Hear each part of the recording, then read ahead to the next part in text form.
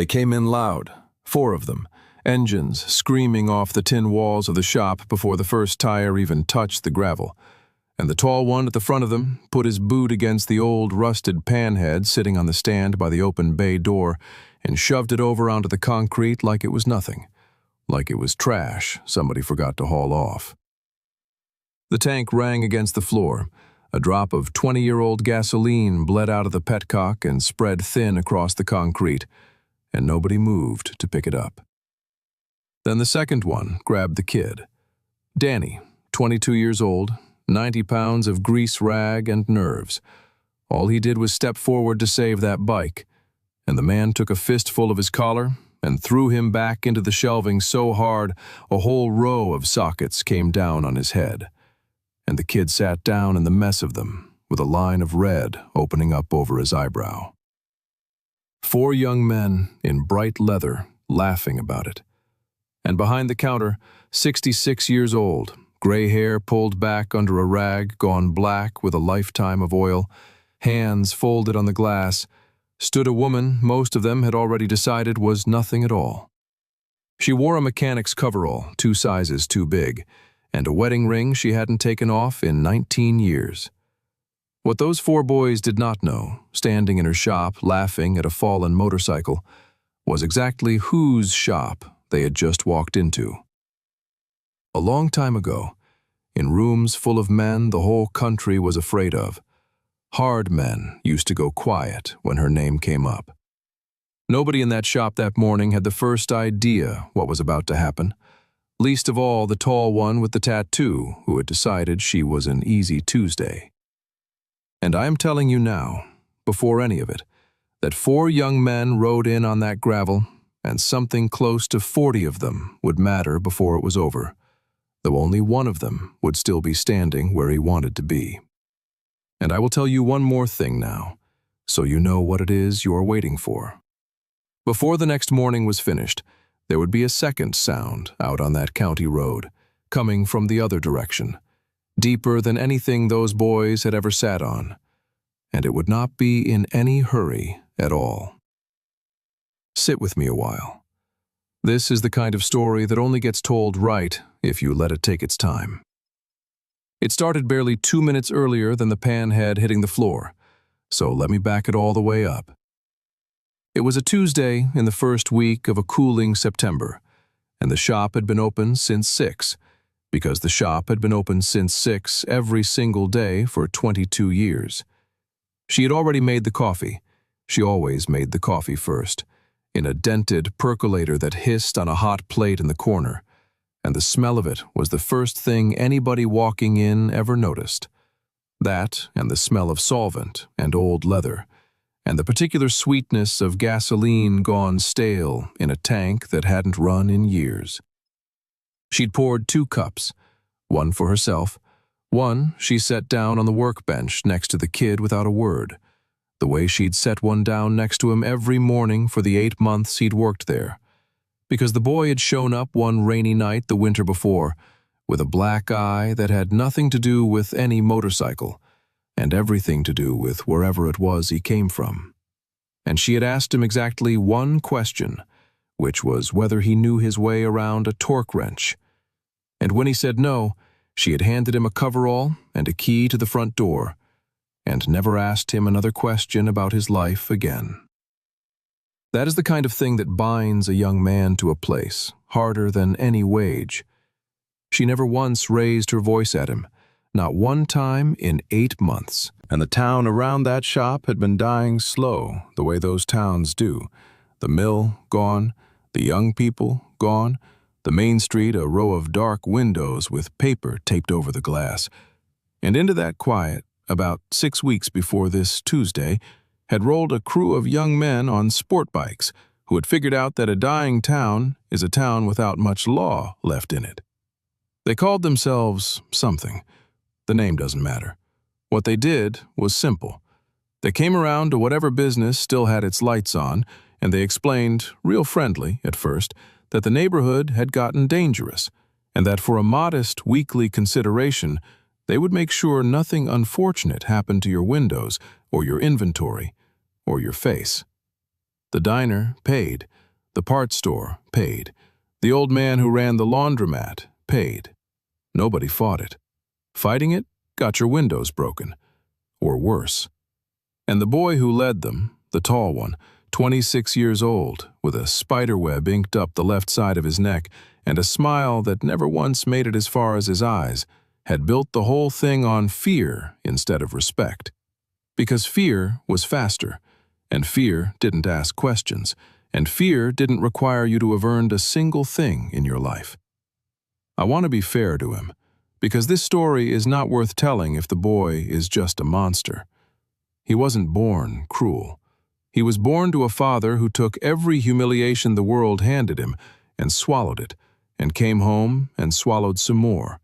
A man who got shorted on his pay and said, "Thank you," who got laughed out of rooms and apologized for taking up space. And the boy had watched all that and made himself a promise, the way sons of quiet fathers sometimes do, that whatever else he was, he would never be the one who got laughed at. He decided the whole problem with his father had been softness. He was wrong about that, the way frightened people are usually wrong. But he believed it all the way down, and he'd built himself on it. So when he heard there was one shop left on the edge of town that hadn't paid, a little engine shop run by some old woman with a bunch of rusted junk out front, he didn't even bother to go himself the first time. He sent 2 of them on a Thursday. They found her under the lift with a light in her hand, and they gave her the speech, the friendly version, the neighborhood's gotten dangerous version, and they named the number. It wasn't even a large number, $200 a week. That was the price of the whole thing. Remember that number, because it comes back, and every time it comes back it will mean less and cost more. She rolled out from under the lift, wiped her hands on the rag at her hip, looked at the 2 of them for a long moment, and said one word. No. Just that. The shop got very quiet. Somewhere the percolator hissed. One of them started to say something about how that wasn't really one of the options on the table, and she just looked at him.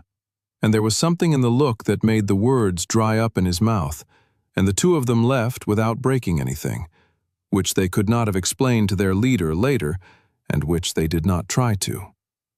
The kid, Danny, had heard the whole thing from the parts room, and when they were gone he came out white as a sheet and asked her why she hadn't just paid it.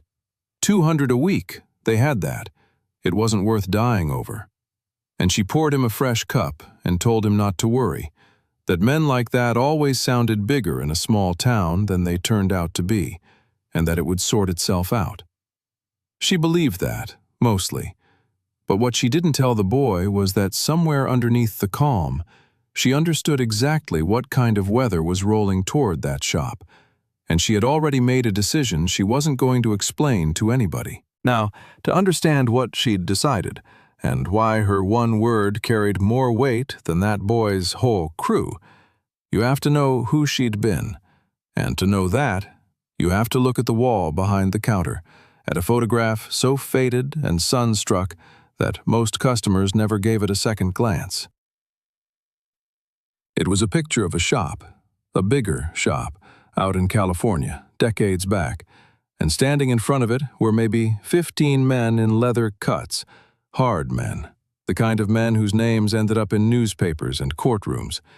And right in the middle of them, not off to the side, right in the middle, was a young woman in coveralls with a wrench in her hand, and no fear on her face at all. That was her, Della. Though back then, the men in that photograph did not call her Della. They called her the Machinist, because there was not one of them who could make an engine do what she could make an engine do. This is not an exaggeration for the sake of a story. In a world of men who lived and died by the machines between their knees, she was the one they came to. When a motor had to be right, when a motor had to be faster than anything else on the road and still hold together at 130 in the desert heat, they brought it to her. And she took it apart down to the last washer, and she built it back better than the factory ever dreamed of. And she signed her work. She stamped a little mark into every set of cases she finished, A small thing, her initials inside a gear tooth. And among a certain kind of rider, that mark was worth more than gold, because it meant the engine would not quit, would not fail you, would not leave you broken down on a bad stretch of road, a long way from anybody who loved you. And one motor, above all the others, made her a legend. There was a Panhead, back in 1970-something, that the fastest man in the whole club rode, and she built its engine by hand over the better part of a winter, machining parts that didn't exist and could not be bought. And that motor ran the quarter-mile faster than anything those men had ever put on a starting line, before or since. And it won. And it kept winning. And it made a whole club of dangerous men understand that the most dangerous thing in any room they walked into might be the quiet woman in the corner with grease under her nails. The connecting rod out of that record motor, the actual rod, she still had. It lived in a battered gray steel toolbox on the shelf under her workbench, wrapped in oilcloth, next to a folded patch that a certain club had given her that almost no outsider had ever been given, and she opened that box maybe once a year and looked at it and closed it again. She had checked the shelf it sat on every single morning for 19 years and had never once needed to take it down. It sat there, year after year, the way a fire extinguisher sits behind glass. Not forgotten, just no longer needed. Because there had been a man. His name was Raymond, but nobody ever called him Raymond. They called him Sonny, and nobody living remembered why. He was the fastest man in that photograph, the one who rode the record motors she built, and she loved him for 27 years. And the two of them left that whole hard life behind together, the way a very small number of people ever managed to. Drove east until the desert turned into farmland, and the farmland turned into a nothing little town with a for sale sign on an old engine shop. And he hung up his colors, and they built ordinary lives with their extraordinary hands. And they were happy, truly happy, in the plain way that never makes it into any story. And 19 years ago, Sonny went out on a clear morning on a road he'd ridden 1,000 times, and a boy in a truck who was looking down at nothing important drifted across the line. And that was all it took. She did not go looking for that boy. Everybody who knew who she'd been expected her to. And there were men, old brothers, who would have made a phone call and made that boy disappear off the face of the earth if she'd only said the word. She never said the word. She stood at Sonny's grave in the rain, alone, and she made him a promise, out loud, one word at a time, so it would hold. She said, "I will not become that again." And she meant it, and she kept it for 19 years. And the only exception she ever allowed herself, the one condition under which the promise could be set down, was this: not for herself, never for herself. Only if somebody under her roof, somebody smaller than the trouble that came for them, could not be protected any other way. That was the line. She'd drawn it in her own heart, standing over her husband's grave, and she had never once had cause to walk up to it. There was one more thing on that workbench that mattered, and it was the Panhead itself, the rusted one out front, the one those boys knocked over. That was Sonny's, not the record bike, his own personal machine, the one he'd been rebuilding by hand in the last year of his life, half finished, the engine cases open, and she had never touched it, never sold it, never fixed it. Just kept it exactly where he'd left it, moving it out into the sun on nice mornings the way he used to like to. Because as long as that unfinished project sat there, she could tell herself some part of the job was still going on. The rust on it wasn't neglect. The rust on it was grief. So now you understand what was actually lying on that shop floor, when the tall boy with the tattoo on his neck put his boot to it and shoved it over. And you understand what it meant. And you understand exactly what he had done without having the first idea he'd done it. Let me take you back into that morning. Let me put you back in the moment we started, with Danny sitting in the spilled sockets and the blood coming down over his eyebrow, and the four of them laughing. She unfolded her hands from the glass. She came out from behind the counter the way she did everything, slow, unhurried, like somebody who had all the time in the world. And she crossed to where the boy was sitting, and she crouched down, and she looked at the cut over his eye. And she pressed a clean rag into his hand and closed his fingers around it. And only then, still crouched, still with her back half to them, she spoke, quiet, not to the boy anymore. She said, "You are going to want to pick that motorcycle back up, and you are going to want to walk out of here, and I'm going to give you the length of time it takes me to stand up to decide to do it." The tall one thought that was the funniest thing he'd heard all week. He said something to his friends, and the friend nearest her, the one who'd thrown Danny into the shelf, decided to be helpful about it, and reached down and took her by the shoulder to haul her up and turn her around. That was a mistake. She let him do it, let the pull turn her, and she came up inside his arm the way you come up under a car on a creeper, low, and then, all at once. And there was a wrench in her hand that had been on the bench and now was not. And she did not hit him with it. That's the part everybody gets wrong when they tell it. She hooked it, caught his wrist joint in the open jaw of it, and rolled her whole body weight down through her hips the way she'd broken loose 10,000 rusted bolts. And the boy went down onto his knees on the concrete, making a sound none of them had ever heard him make. And it was over in about 4 seconds. 4 seconds, maybe 5. She stood over him with the wrench, not raised, just held, breathing easy. And she looked at the other three. Nobody was laughing now. Now this is the point where I have to stop you, because I know exactly what you want. You want to watch her clean out the rest of that shop right now, this second? And I understand, I want it too. But you have to slow down with me here, because if I let it happen too fast, you will think this is a story about a fight, and it isn't. It never was. What happened in the next 30 seconds mattered less than what happened in the next 30 hours, and I need you to see all of it. So, the tall one, Trey, the leader, he wasn't stupid, and he'd just watched a 66-year-old woman fold his biggest man onto the floor without breaking a sweat. And he did the thing frightened, proud men do, which is, he backed toward the door, talking. He told her she'd made the worst mistake of her life. He told her she had no idea who she was dealing with.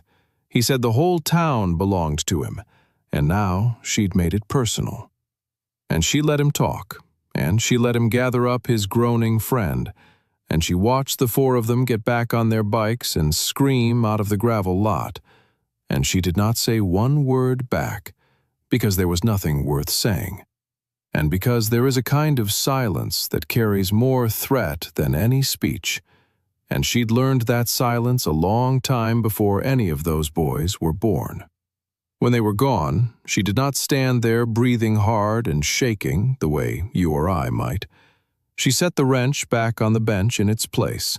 She went to the boy first, always the boy first, and she cleaned the cut over his eye and butterflied it shut, and told him it wouldn't even scar.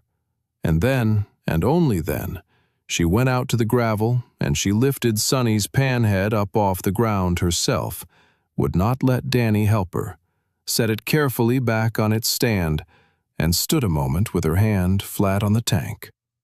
Then she swept up the spilled gasoline and the scattered sockets, personally, and she poured herself a fresh cup of that coffee, and she told Danny to go on home early, and she locked the door behind him. And she believed, sitting there in the quiet with the percolator ticking as it cooled, that she had made her point, and that the matter was more or less finished. She was wrong. The worst of it hadn't even introduced itself yet. Here is what happened in the 20 minutes after those 4 boys limped out of her lot. They didn't ride back to lick their wounds. They rode straight to the bar at the edge of the county road that served as their clubhouse, and they came in hot and loud and humiliated. And Trey was already spinning it into a story where the old woman had gotten lucky, where they'd been caught off guard, where tonight they'd go back and burn the whole place to the ground with her in it. And there was a man in that bar who did not laugh along. He was older than the rest of them by a good 30 years, a heavy-set man named Marcus, who'd washed up in that crew because he had nowhere else to be. An old rider with bad knees who'd actually ridden, really ridden, back in the day, and who these boys kept around mostly to work on their machines because none of them knew a spark plug from a spark. And Marcus listened to the story, and something in it snagged him. He asked Trey to describe the shop. Trey described the shop. Marcus asked what was out front. Trey said a bunch of rusted junk, a beat-up old Panhead. And Marcus went very still, and he asked, real quiet, whether there was a photograph on the wall behind the counter, an old one, a bunch of guys in cuts in front of a shop out west. Trey stopped talking. He wanted to know how Marcus could possibly know that. And Marcus stood up slow, and he took off his cut, his own colors, and he turned it over in his hands the way a man handles something in a church, and he asked one more question. He asked if there was a little gray steel toolbox on the shelf under the workbench, and when the color of Trey's face told him the answer, Marcus sat back down like his legs had quit on him, and he went the color of old newspaper, and he said, "Oh no. Oh, son, what did you do?" And then he told them. He told those 4 young men a story they had never heard, because they were too young and too far from that world to have ever heard it, about a shop out in California, and a club whose name still made grown men lower their voices, and about a woman they called the Machinist, who built the fastest motor that club ever ran, and about the man she married, the fastest rider of a whole generation, and about the fact that the 2 of them had walked away clean, which almost nobody ever did, which meant they'd left on good terms, which meant the door back was never closed. And one of the boys, trying to sound tough, said, "So what? She's an old lady now. She's alone." And Marcus laughed, but it was not a good laugh. It was the laugh of a man watching a building come down. He said, "That's the thing you don't understand. She is not alone. She has never been alone. A woman like that, in a life like that, doesn't get to be alone even when she wants to be." He said, "You didn't rough up some old lady in a garage. You put your hands on a boy she's decided to protect, in her shop, in front of her dead husband's motorcycle. And you knocked over the one thing in this world she has left of him. And there are men who owe her their lives, actual men, who are still out there, and who would ride 1,000 miles without stopping if she so much as picked up a phone. And I can't promise you she's got nobody left. I wish I could tell you they're all dead or in prison. But I don't know that. And not knowing that is 100 times worse than a yes." So it stopped being a shakedown right then. In the space of one story told in a dim bar, it stopped being about $200 a week and became about something else entirely. Because now, it was not about money at all. It was about the fact that 4 of them and half the town had watched Trey get made a fool of, and if word got around that some old woman had run him off, then everything he'd built on fear came apart. because fear is the only thing holding it up, and fear cannot survive a joke. He couldn't retreat. That was the whole trap of the way he'd built his life. A man who rules by respect can afford to let a thing go. A man who rules by fear cannot afford to let anything go, ever, because the first thing he lets go is the last thing he rules. So he made the decision that frightened, proud men always make, which is that he would fix a small problem by making it enormous. It stopped being a lesson and became an erasure. He got on the phone that night, and he called in every young man who owed him anything for 40 miles in any direction. And by the time the calls were done, he had close to 40 of them, and they were coming the next morning, and they were not coming to talk. The next part I know because the sheriff himself told it later. A man named Boyd, who'd worn the star in that county for 31 years, and had exactly 4 deputies to cover a territory the size of some whole states. Somebody in that bar had a conscience, or a phone, or both, and word got to Boyd that night that the crew was riding on the engine shop in the morning, in numbers. And Boyd drove out to the shop himself, late, and knocked on her door, and she let him in and poured him a cup. Of course she did. And he sat at her workbench, and he put one thick finger down flat on the wood, and he told her what was coming. 40 of them, maybe more, in the morning. And he told her, plain, that he had 4 deputies, and that by the time he could get any real help out from the state, it would be hours, and that he was asking her, as a friend, to come stay in town tonight, to not be here when they came, to let the county sort it out after. And she thanked him for the coffee he'd made himself drink, and for the drive out, and she told him she'd think on it, which they both knew meant no. And Boyd stood in her doorway a long moment, and then he did something that told her he'd already put more of it together than she'd realized. He didn't call her Della. He called her by the old name, the one from the photograph. A mark of respect from a man who'd clearly heard the stories his whole career and never once let on. He said her old name, soft, and he said, "You're provoking something you don't understand the size of, and it's going to be my 4 deputies who have to stand in front of it." And then he left, because there was nothing else he could do, and he hated it, and he took no satisfaction at all in being right.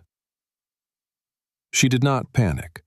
She sat at the bench a long while after his tail lights were gone, in the dark, with just the one work light on. And then she did 3 things. The first thing she did was she called Danny and told him not to come in tomorrow. He argued. Of course he argued. He was 22, and he loved her in the way a saved thing loves whoever saved it. And he said he wasn't going to let her stand there alone, and she told him, very quietly, that this was not about being brave, that she needed him gone precisely because she couldn't do what might need doing if he was there watching her do it. She didn't want him to see her become the woman in that photograph again. Not out of fear for herself, out of not wanting to be that in front of him, ever. The second thing she did was she reached under the bench and took down the gray steel toolbox, the one she'd checked every morning for 19 years and never once opened in anger. And she set it on the workbench, and she looked at it for a long time without lifting the lid. And the third thing she did was she made one phone call. Just one. She dialed a number she had not dialed in a very long time, a number she knew by heart the way you know the things you've decided never to use. And it rang a good while, and then a man's voice answered, old, gravelly, careful, and she said just her name, her real name, and there was a silence on the line. And then the old voice said her name back, the old name, the Machinist. And then it asked her one question. It asked, how many? And she told him. And the old voice was quiet for a moment. And then it said, don't you do a single thing until morning. We're closer than you think. And she started to say something about the distance, about California being 2,000 miles of nothing. And the old voice cut her off, gentle, almost amused, and said, we did not all stay out west. And the line went dead. Now, Danny did not stay away. I want you to know that, because it matters for everything that comes after. He drove home like she told him to, and he sat in his little rented room, and he lasted about 2 hours before he understood he could not live inside his own skin if he did what he was told. And sometime before dawn, he got in his truck and he drove back out toward the shop, and he parked it down the road behind a stand of trees where they wouldn't see it. And he crept up close on foot in the gray light, and he found himself a spot behind the big window on the side of the shop, the one she'd replaced twice over the years when weather or a stray ball took it out. And he crouched down behind that glass where he could see the whole bay, and he waited, with his heart going like a hammer, to see what was going to happen to the only person who'd ever been kind to him. Inside, she had not slept. She'd cleaned the shop. She'd swept the floor she'd already swept. She'd made the coffee at 6 out of habit, out of something deeper than habit, and poured 2 cups and set one on the bench next to where the boy usually stood, even though the boy wasn't there, and left it steaming for no one. And she had opened the gray steel box. Inside it, wrapped in oilcloth soft as cloth gets after decades of oil, was the connecting rod out of the record motor, a piece of forged steel machined into a shape as clean and true as anything human hands ever made, still bright, still perfect, 40-some years on. And under it, folded, was the patch. She lifted the rod out and held it, 2 hands, the way she'd held it when it was new, and she felt the weight of it, and she set it on the bench where she could reach it. She was 66 years old, about to be outnumbered by a margin that would have made most men twice her size lie down and pray. And she was, by a wide distance, still the most dangerous thing within 500 yards of that gravel lot. Then she heard them coming. You hear 40 sport bikes before you see them, the way you hear a hailstorm before it hits, a rising scream out on the county road, and it built and built until the whole shop seemed to hum with it. And then the first of them came off the road onto her gravel, and then the rest, wave on wave, until the lot was full of them, and the noise cut off all at once into that ringing silence that comes after too much sound. And 40-odd young men in bright leather sat their machines in a loose horseshoe around her open bay. And out of the middle of them walked the tall one with the tattoo on his neck. And behind him, hanging back, looking sick, came the heavy-set old rider named Marcus, who had tried all night to talk him out of this, and had failed. Trey came in careful. That was the first thing she noticed, and it told her everything. He didn't swagger this time. He came into that bay watching her hands, watching the bench, and that meant Marcus had told him. That meant he knew now. And a man who knows and comes anyway is a different and more dangerous animal than a fool who doesn't. He stopped a good 10 feet from her. He started talking. He talked about respect, which was a word he did not understand. And he talked about how this was just business, which was a lie. And while he talked, out at the edges, 2 of his boys were drifting wide along the walls of the bay to get around behind her. And she watched them do it. And she understood that all his talk was just noise to cover the movement. So she didn't answer the words. She answered the movement. She had put her back to the heavy steel workbench so they could only come at her from the front and the sides, never behind. And when the first one who drifted wide got close enough, she moved first, before he did. Because the one thing 40 years had taught her that it could never take away was that you strike the true threat first, and you strike it before it's ready. She put that one down. Then the room came apart. I'm not going to spend long on this part, and I want you to know that is on purpose. What happened is that maybe 8 of them came at her at once in that bay, the ones nearest, the eager ones. And she used the geometry of the place the way she'd used the geometry of an engine her whole life, kept the bench at her back, kept the tool chest at her flank, made them come 1 and 2 at a time through a gap only that wide, and made every single one of them pay full price for stepping through it. Behind the side glass, a boy watched the whole of it with his hand pressed flat over his own mouth. A young man's fist caught her high on the cheek and opened it. And she took that the way you take weather, and she put him on the concrete for it. And not once in any of that did she look like a woman who was going to go down, because she wasn't one. 8 of them on that floor, and it did not take long. And that is all I am going to give you of it, because the fight in that bay was never the interesting part of this morning. And if you carry it out of here as a fight, you will have carried out the wrong thing entirely. What actually mattered was already out on the county road. It just hadn't got there yet. And that was the moment the geometry changed. Because a fight you can win with your back to a bench and a gap only 2 men wide is a fight against fists. Trey Halverson had not come to lose twice. He stepped back out of the press of it, and he reached behind him under his cut, and when his hand came back it was holding a pistol. And everything stopped. A gun changes a fight. It doesn't matter how skilled a person is, or how tough, or how many decades of iron are in her hands. A gun makes all of that equal to nothing in an instant. And every man in that lot knew it, and they went dead still. And the only sound in the whole world was the tick of the percolator cooling in the corner, and somebody's engine idling out on the gravel. She stood against her bench, bleeding from the cheek, and she looked past the gun at the boy holding it, and she saw what everybody sees who has ever really been on the wrong end of one. She saw that his hand was shaking. His hand was shaking because he had never done this.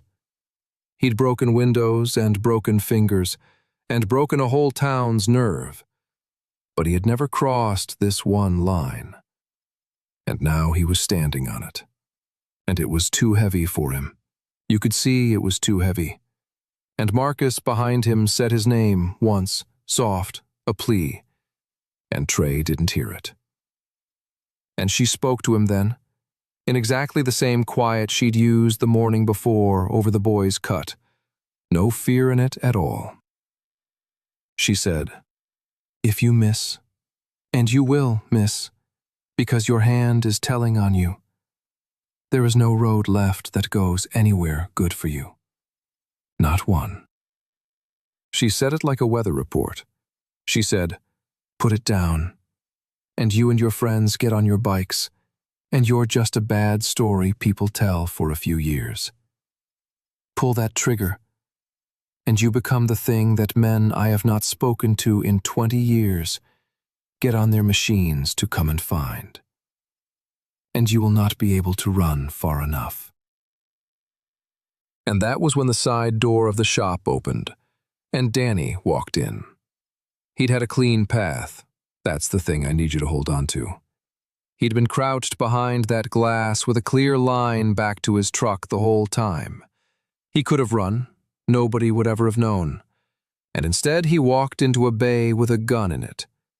And in his 2 hands, held up over his head where every man in that lot could see it, he held the connecting rod out of the gray steel box. That bright piece of forged steel with a little mark stamped into the shoulder of it, a pair of initials inside a gear tooth. And he said, Loud, his voice cracking on it, but loud, he said, "You see this? You see this mark? Every serious man on two wheels in this whole country knows this mark." And she called them. Last night. She called them. And they are already on the road, and they are close. And every single one of you they find in this lot when they get here is done. Danny thought he was bluffing. I want that clear, because it is the best thing about him. He had heard her make one phone call through a closed door, and he had built a whole army out of it on the spot, standing in front of a gun, because it was the only thing he had left to put between that gun and her. He did not know if anybody was coming. He did not know if there was anybody left alive to come. He was not bluffing. And Marcus, the old one, the one who'd actually ridden, took that moment to speak, and his voice carried across the whole lot, and he said, "She's not lying about the mark. I have seen that mark my whole life." And then he stopped in the middle of it, because he had heard something, and he turned his head toward the road. Here is what every young man still standing in that lot heard next, and not one of them had ever heard anything like it in his life. It came in underneath the silence, instead of on top of it. Not a scream. Sportbike's scream. This was lower than that, and a great deal older.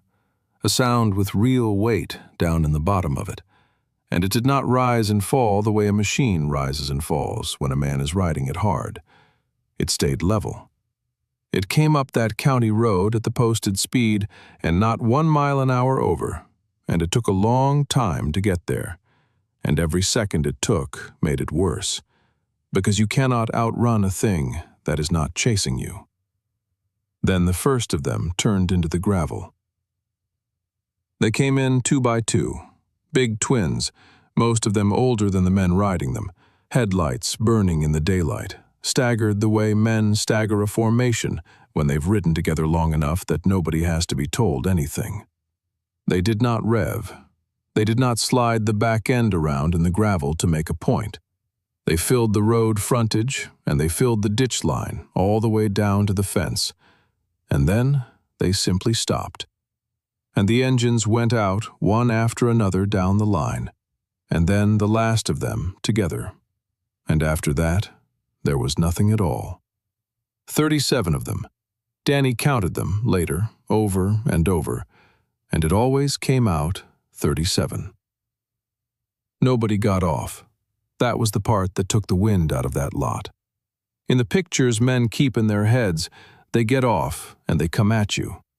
These men sat their machines with their boots down and their hands resting on the bars, and they looked at the shop, and they were in no hurry whatsoever.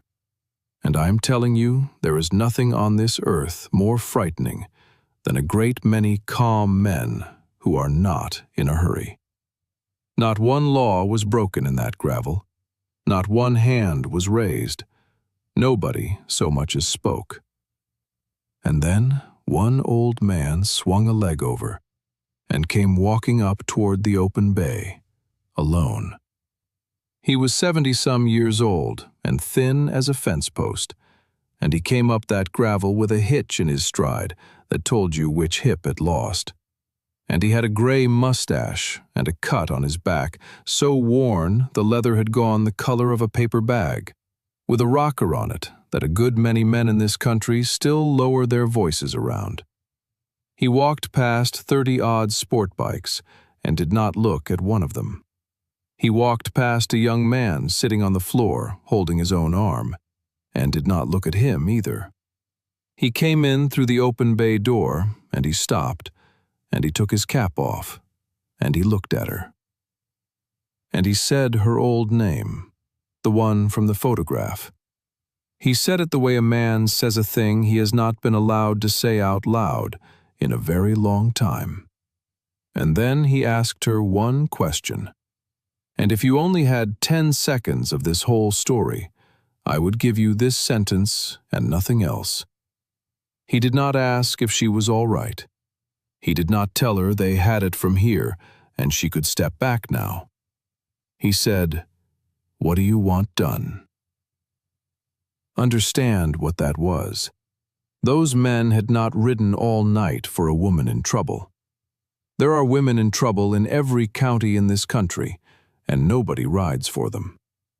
They had come because of who she was to them, and who she was to them was not somebody's widow, and was not anybody's member. She had never worn their colors. She had never held a rank or an office or a title in her life, had never sat in one of their meetings, had never had the standing to give an order to any man out in that gravel, and had never once wanted it. She was the woman who built the motor. That was all of it. That was everything. Half the men out on that frontage hadn't been born yet when she did it, and they'd grown up on it anyway, the way a man grows up on a thing his father told him.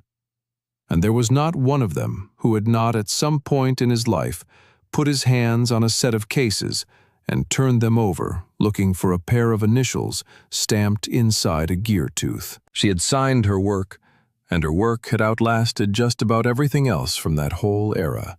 And 37 men had come a very long way at the posted speed to stand in a gravel lot and ask a 66-year-old mechanic what she wanted done.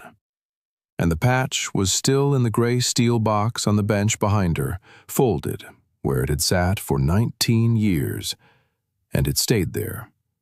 It had been a gift and not a rank, and she had never once in her life confused the two. Trey Halverson stood in the middle of all of that, with a pistol in his hand, and understood, finally and completely, exactly what it was he had put his boot to. And she answered the old man, and she did not take her eyes off the boy with the gun while she did it. She said, "Nothing." She said, "Nobody touches anybody." And the old man nodded once, like that was the answer he'd ridden all that way expecting to get. And he stepped back and put his cap on and did not say another word. Then she took one step toward Trey, unhurried, and she reached out and she put her open hand flat under the barrel of that pistol, not grabbing it, just holding her hand there. And she looked him in the eyes, and she said soft, one word. "Enough."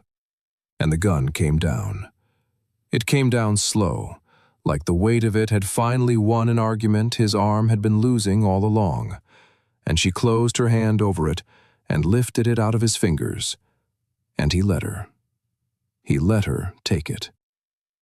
37 men watched her do that, and not one of them moved a muscle to help her, because not one of them had to. And every man in that lot, still on his feet, understood the difference. It was over. Truly over, this time. They left the way people leave a funeral. The ones who could ride, rode. The ones who couldn't, walked their machines out. And every last one of them had to pass that line of old iron on the frontage to get to the road.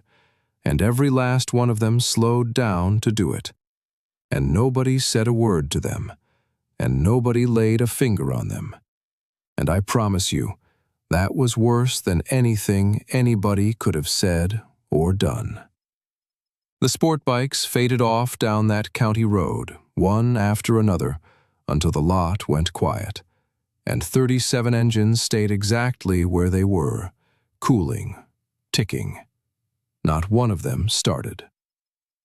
Sheriff Boyd came up the road on foot a few minutes after that, deliberately not in his uniform, having parked down past the trees because he'd understood better than anybody alive that rolling up in a cruiser would only have gotten somebody killed. He had to walk the length of 37 parked motorcycles to reach her door. Nobody stopped him. Nobody looked at him. He counted them as he went, the way a man counts a thing he'll have to explain to the state police in about an hour. Every one of those machines was parked legal on a public frontage, with the engine off and the rider sitting still. And there was not one thing in 31 years of wearing that star he could have done about a single one of them. And they knew it. And he knew they knew it. And that was the whole point of the way they'd come.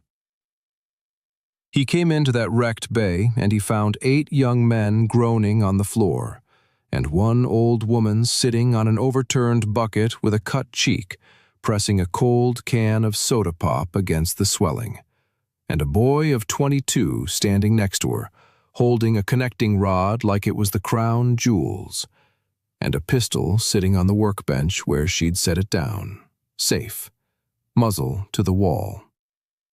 And Boyd looked at all of it, and he looked at her, and he did not ask her a single question, because he already knew every answer. And instead, he just said her old name again, quiet, and shook his head, and got on his radio. And by the time he was finished talking on it, the frontage outside was empty. They had gone out the same way they came in, 2 by 2, at the posted speed, and the sound of them had not finished fading when the first state cruiser turned onto the county road. What came after took months, and it was the machinery of ordinary law, grinding slow and sure, and it was almost boring. And that is exactly how the best of these things end. The young men on the floor talked, all of them, once they understood the size of what they'd nearly walked into, and their statements led to other statements, and the sworn word of the diner owner and the parts man and the old fellow at the laundromat, every one of whom had paid that $200 a week in silence for weeks, and now found their voices all at once, built a case that put Trey Halverson away for a long time. Not for anything he did to her, but for everything he'd done to all of them. The extortion and the threats and the broken windows, the whole quiet reign of fear laid out in a courtroom by the very people it had been built to silence. The crew came apart inside a month. Fear was the only thing that had ever held it together, and once the fear was gone, there was nothing left, and the town, one dark window at a time, began to turn its lights back on. Marcus, the old rider who'd gone the color of newsprint in that bar, was the one who surprised everyone. He walked into Boyd's office of his own free will and gave a full statement, dates and names and numbers, everything. And when Boyd asked him why, an old man with nothing to gain and a good deal to lose, Marcus said he'd spent his whole life on the wrong side of every choice that mattered, and that he'd finally figured out, standing in that bay watching a 66-year-old woman he'd come to hurt refuse to become a killer even with a gun pointed at her, which side of his own life he wanted to be on before it ended. The $200 a week. That was the price of all of it. That was the number that started the whole thing, the number a frightened boy thought was worth a town's dignity, and then worth a shop full of blood, and then worth his whole freedom. And by the end, it had cost him everything a man can be made to pay, and it had bought him nothing at all. Della never took a dime from anybody. When the diner owner tried to leave money on her counter out of gratitude, she poured him a coffee and slid it right back. About a year on, a letter came, from the county lockup, in a young man's careful hand. And it did not ask for one thing. It didn't ask her to speak for him or to forgive him or to think better of him. It just said he'd been thinking about his father, and about the day he decided softness was the whole problem, and that he'd had it exactly backwards, and that he was sorry. For the boy Danny, most of all. And it didn't try to make itself smaller than it was. She read it once, and she put it in the gray steel box next to the rod, because it belonged with the other things a person keeps, but doesn't need to look at. The town, for its part, let her past lie. Word got around the way it does. The photograph, the old name, the 37 men who'd come down that road that morning at the posted speed and shut their engines off in her gravel, and never raised a hand to anybody. People could have made a spectacle of her. They chose not to. They just kept bringing her their engines and drinking her coffee and letting her be exactly the quiet woman in the too big coverall she'd chosen to be. Because by then, everyone who needed to know already knew precisely who she'd been, and precisely who she'd decided to become instead. Danny stayed. Of course he stayed. He learned the trade at her elbow over the years that followed, learned to hear a bad bearing before it let go, and to torque a head bolt by feel. And one winter, without either of them quite deciding to out loud, the two of them finished Sonny's Panhead together, the rusted one. And the morning it fired up for the first time in 20 years, she stood in the bay with her hand flat on the tank and did not say a word. And neither did the boy. And neither of them ever talked much about that other morning again. But something between them had settled permanently into place, in a way that never once needed words to be real. She ran that shop another 11 years, opened at 6 every single day, made the coffee, poured the second cup. And when she died, quiet in her sleep, an old woman in a small town, half the county came to put her in the ground next to Sonny.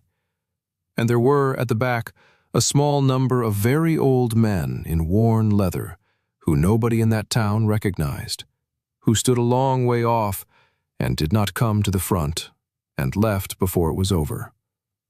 And Danny was the only one who understood who they were, and he never told a soul. He kept the shop. He opens it at 6. He makes the coffee. And the gray steel box still sits on the shelf under the bench where it always sat, with the rod in it and the patch and the one letter. And he checks that shelf every single morning out of habit, the way she did. And in 19 years, he has never once needed to take it down. It sits there, year after year, untouched, the way a fire extinguisher sits behind glass. Not forgotten, just no longer needed. Think back for a moment to where this whole thing started.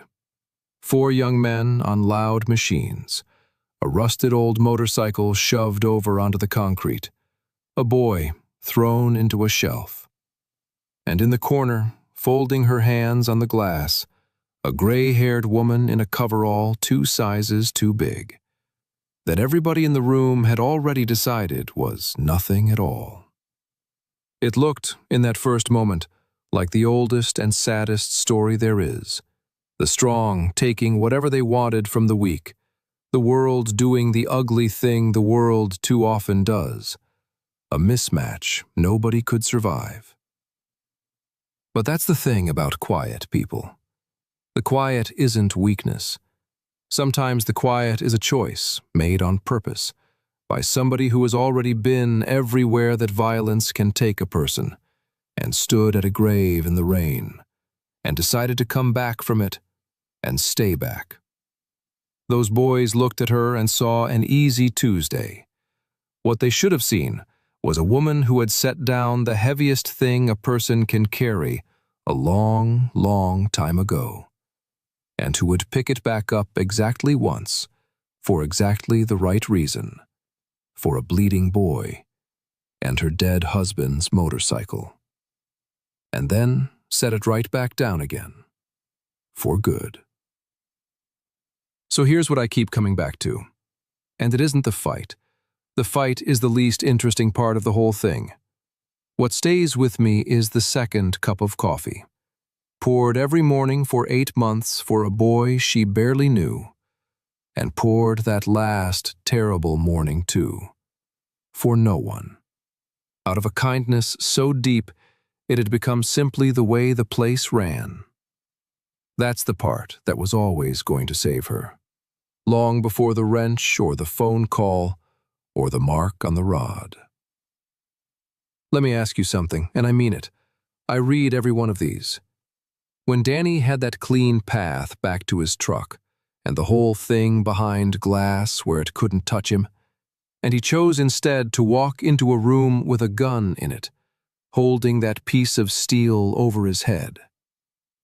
What do you think you would have done? Be honest with yourself. I think about it a lot. If you're new here, welcome. Sit down. Stay a while. This is a channel about the ones the world underestimates, and the debts that come due years later, and the quiet men and women who keep their word in a time that stopped valuing it. If that's your kind of story, there's a seat for you here, and I'd be glad to have you stay. There are 2 more waiting for you on the screen right now, and I think, if this one got to you, those will too. Thank you for sitting all the way through to the end of it. It means more than you know that there are still people out there who care enough to. This story is a work of fiction. The people and events in it are invented, any resemblance to real persons living or dead is coincidental, and it was made only to be sat with a while.